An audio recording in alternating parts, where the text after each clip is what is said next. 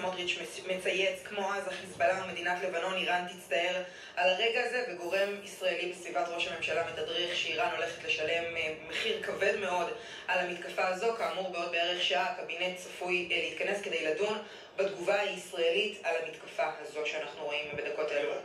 אלוף ושלום גלעד, יש לי מחשש לבלבול.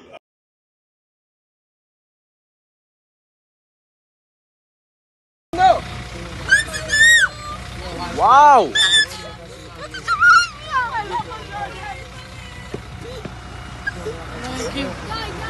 וואו, יימח שמם. וואי וואי. הנה עוד. מה זה לא קרוב? וואו. נפילות, אנחנו שרמוטה. מה זה?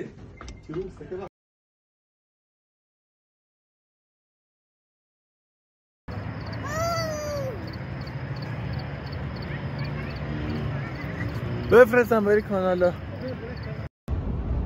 Oh god. Okay guys, we gotta get off the roof. These are coming down right next to us here.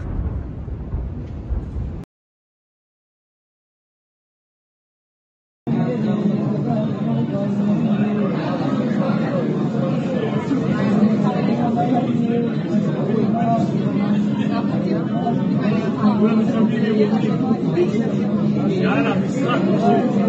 לא, מה זה? אין לי רגע.